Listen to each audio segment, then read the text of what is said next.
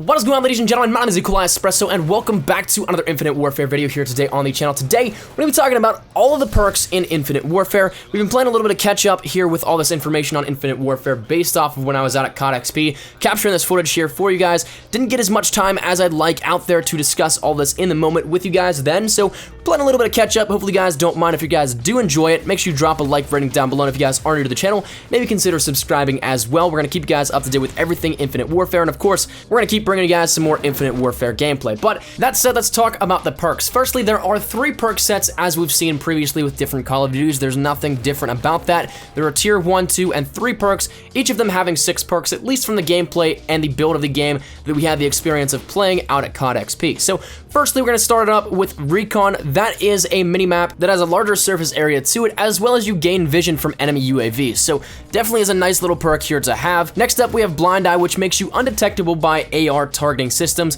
including air support and sentries. Blast Shield will give you increased resistance to explosive damage.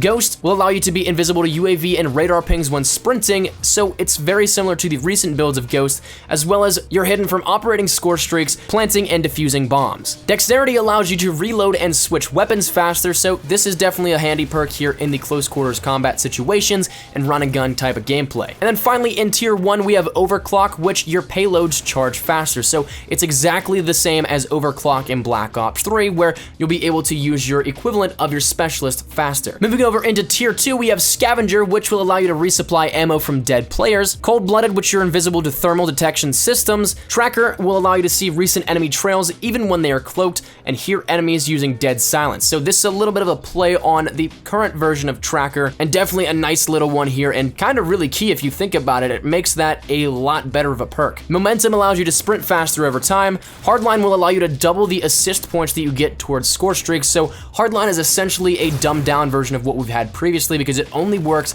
on assists. It doesn't work on kills or anything with the objective, only assists. So that is what it is, take it how you will. And finally, in the tier 2 selection, we have Tac Resist, which increases the resistance to flash and stun effects, so almost like a tac mask. Moving over into our third and final tier of perks, that is going to start us off with Pinpoint, and that allows you to outline enemies when dealing or taking damage with projectile weapons. So that is going to be huge and really key here within this. It's going to paint outlines for you, and you'll know where the enemies are.